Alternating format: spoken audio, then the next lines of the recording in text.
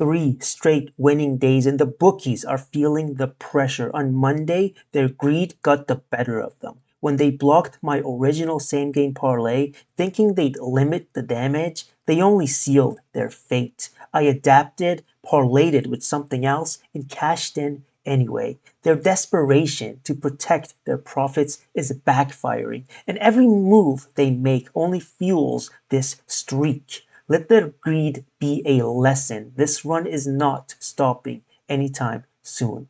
Hello, sports fans. This is Tears of a Bookie. If you're new here, my name is Mo, and here we give out semi-daily free sports picks currently for the NBA season, backed with detailed and meticulous analysis with one goal, taking down the bookies and, of course, profiting as much as possible and having fun along the way. And it's been a few really fun days, that's for sure.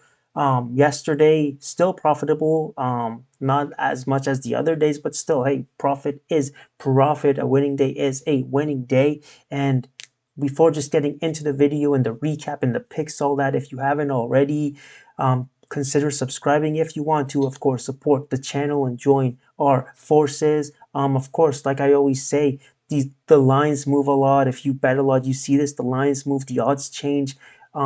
By subscribing, of course, you'll probably get notified as the video is out and you can see it as soon as you can. And that way, if you want to tail it, if you like the picks, you can tail them with the original lines and odds and, not suffer too much from line movements, odd movements, just painful things like that in the world of sports betting. But enough yapping, let's get into it. And we always get into it starting with the bets recap for Monday. Of course, it was a 2-2 day. But it was profitable. Now, originally, I wanted to do a same game parlay of James Harden under in threes, 3.5 threes, and under 9.5 assists. But for some reason, FanDuel, and I also tried it on Bet Rivers, these are the two sports books I have that had these options for alt underlines. They would not let me do it. For some reason, the threes was a no-no if you wanted to do a same game parlay, alt threes. So instead of just forgetting about it, I became a little bit creative, and what I did was I did the under 3.5 threes as a straight bet. It was at minus 210. It moved to minus 180, but it was at minus 210 or decimal odds of 1.48, something like that, for 3/4 of a unit. And then I paired the under 9.5 assists of James Harden with the Raptors spread line to cover the spread. They were facing the Pistons, and this turned out to be a plus 151 or 2 times 2.5 parlay, and we hit it. And so we hit those two. We lost on the Trailblazers to cover the spread.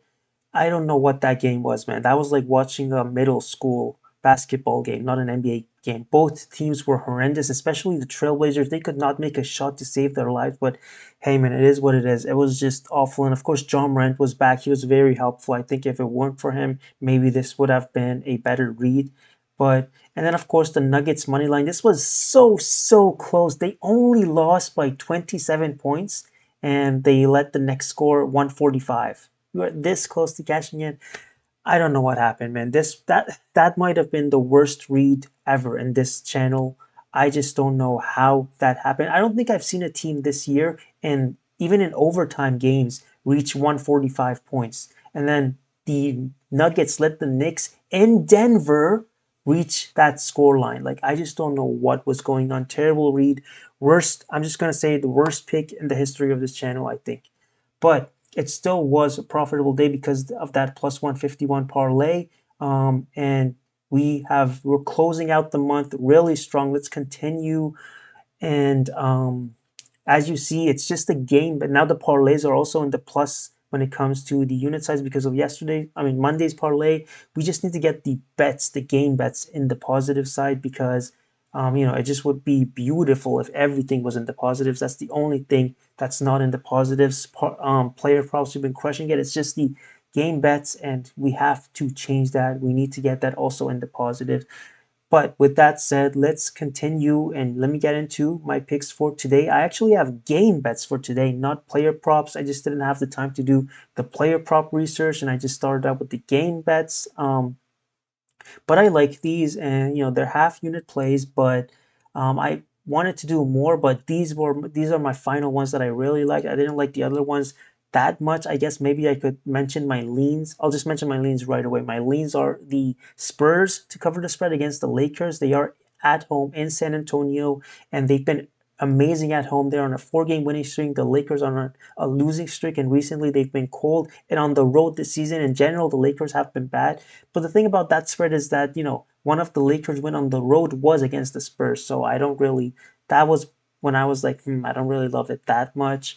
And then also, what else? What else? I also considered doing the 76ers covering the spread against the Rockets, even though Embiid and Paul George are out. But still, the Rockets are not the same team they were last year. Last year they were awful on the road. This season they are really good even on the road. So I just couldn't pull the trigger on that one. But let me now tell you the ones that I could pull the trigger on. Pick number one takes us to Cleveland, Ohio, where we have the best team in the league facing one of the not so great teams in the league, Cleveland Cavaliers hosting the Atlanta Hawks, and I'm taking the favorites, the home team, to cover the spread. I think it's at 11 and a half at the time of recording this video. Now, Cavs, of course, are undefeated at home, and they're facing a struggling Hawks team here. They're already heavily favored to win, but why do I like them to cover the spread? Well, Atlanta on the road, other than their win against Sacramento, which the Kings have recently been struggling, and their win against the Celtics, which Celtics just have a track record of playing bad against teams that are bad. But other than these two teams, and of course their win against the Pelicans, who were shorthanded in the first place, the Hawks were favored to win in that game, but they also covered the spread there. But I think part of that also was because the Hawks have two of their two of the the players on their roster used to be Pelicans players last year, Dyson Daniels and Larry Nance Jr. I think that's his name. So they played really good in that game, as players usually do when facing their old team, and that helped. But anyway, other than those two or three exceptions, Hawks have been terrible on the road. They lost to the Pistons, they lost to the Trailblazers, and then they got blown out by the Thunder. They lost by 24 to the Thunder. They lost by 13 to the Washington Wizards, where I think on an 11-game losing streak, they lost to them. And they also lost by 23 to the Warriors, and they lost kind of recently by 14 to the Bulls. So they usually just get blown out of proportion on the road. And now they're facing the Cavs. But something that I like about the Cavs is we see a lot of times teams in the NBA, the Celtics, of course, are the prime example. When they're facing teams that are really bad, they kind of relax and chill and don't play as hard. And this leads to the game being kind of close, right? The Celtics, again, they're the prime example for this. The Hawks beat them. The Raptors took them to overtime. They've just been real. They were like this last year too, I think. I'm not sure, but this year especially, they've been like this. Cavs, on the other hand, are not a team that's like this. They always put the pedal to the metal, even when facing bad teams. This season at home, other than a 2-point win against the Bucks and a 5-point win against the Nets, they've beat the Pistons by 12, Lakers by 24, Magic by 11, Warriors by 19, Bulls by 18, Hornets by 14, and most recently the Pelicans by 28 and Raptors by 14. Now those last two teams, Raptors and Pelicans, shorthanded and really, one of the worst teams in their conferences, right? But they still covered the spread and played well, and they crushed them. They didn't settle for just a narrow win. They played really well and made sure that, the margin was there, and they didn't want a close game. So that's what I like to see. That's what I like when I look at the Cavs games, that they do not allow teams that are bad teams to sort of catch up and make it a close game. Also, some of the common teams that both of these teams have faced, meaning the Cavs and the Hawks, have faced are, now looking at this kind of makes us predict this game a little, helps us in the prediction of this game, because, we see, for instance, both of them have played this game, how they've played, and just compare the way they played against a similar team. So Cleveland, so both the Hawks and the Cavs have faced the Bulls, the Chicago Bulls, twice. One time in their home and one time in the Bulls' home. Cleveland has won both of those games. They won by 6 in Chicago and by 22 in Cleveland. Atlanta has lost both of those games. They lost by 12 in Atlanta and 14 in Chicago. Atlanta, of course, lost to the Wizards by 13 in Washington. The Cavs won them by 19. in Washington, of course, and another team is the Hornets. Now, both the Hawks and the Cavs won the Hornets, but they only won them by 5 points at. Sorry, the Hawks won them by 5 points at home. The Cavs won them by 14. So clearly, they are the Cavs. Just looking at this comparison, their games against similar teams, we can kind of anticipate that this game will most likely not be close, and it should be maybe even potentially, hopefully, a blowout. I think the spread is too low for this. I think it should be at 13 and a half, 14 and a half, something like that, because the Cavs are just too good. So that's my first pick. Let's move on to pick number two. Pick number two is another spread pick. This one is a Western Conference, well, West versus East clash, but it's in the West, and it is in Phoenix, Arizona, where the Suns are hosting the Nets. Now this line is only at, I think, 8 or 8.5. It started at 7. It's slowly moving up. I will not be surprised if it moves to double digits before tip off when we get closer to the game. I just do not understand this line. I think it should be closer to double digits. The only reason this line is at 7 is because of the recent impressive wins that the Nets have had on the road. They won against the Kings and the Warriors. Well, that was impressive, and I should clap for them. Like, that was good job. Like, tip my hat. Like, that was an impressive win against teams that they were heavily favored to lose against. But it's just not sustainable in the NBA for a team like the Nets to do it again, this time against the Suns, who have their big three back, and cause an upset again. Now, here is why I really like this. Oh, by the way, the previous pick, I forgot to say this. Let me just put it in here. For the Hawks, Trae Young is questionable. So Trae Young might not also play. But in this game, and for the Nets, Cam Thomas and Clowney are out. Cam Johnson, Finney Smith, and Claxton are all questionable. So they might not have most of their starters before this game starts. Now, again, before those two last impressive wins by the Nets, they were 2-7 on the road. Last year, the Nets actually spoiled the debut of the Big Three in Phoenix. They beat the Suns, but that was, it was different times. It was a different team. That Nets team had Mikal Bridges, who was coming back to face the Suns. They didn't have Schroeder, but Cam Thomas was playing in that game. And it was just a debut. It was the first game ever that Bradley Beal, Kevin Durant, and Devin Booker, the big three, were playing together as Suns players in Phoenix. So it was just their debut. They still didn't have that, that flow and that rhythm and all that.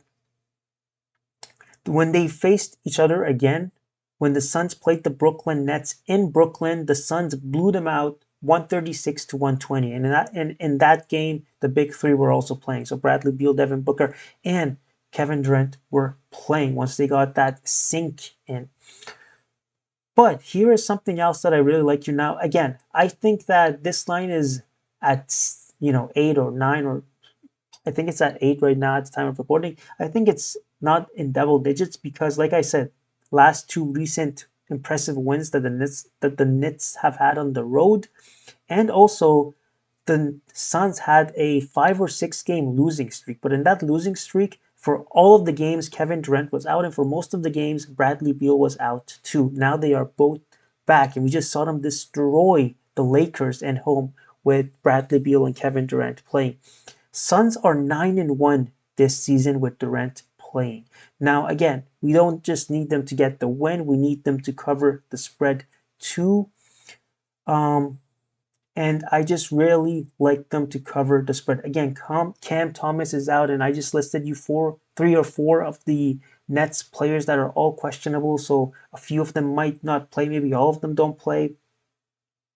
Again, the only reason this spread is at where it is because of the Suns' bad performances lately without KD and Bradley Beal, and the Nets' recent 2 comeback impressive unpredictable wins, which to me, like, they are not sustainable. If we were to not consider the Suns' losing streak without Bradley Beal and Kevin Durant and the Nets' recent wins, this line would probably be at 11.5, 12.5. It would for sure be in double digits. And the Nets still are a losing team. They are an under 500 team with an injury-riddled roster. Come on, Big Three. Crush the Nets like you did the Lakers. Nay, you don't even have to crush them. Just cover this spread and get it done, boys. And that's it. Those were my two picks for today's slate. We will get into player props next time, of course, but I just wanted to talk about and mention these spreads for today's picks. They're also for half a unit each, but I like them. I really like these, and let's improve our game record for the season. Even if we were to somehow go 1-1, it would only be, since they're close to even, spreads are usually, close to even, it would not be a big loss or anything like that. But I really like these two spreads, and let's go 2-0 and continue crushing the bookies. If you watched till here, thank you. I appreciate you, and I'll see you next time. Take care and good luck.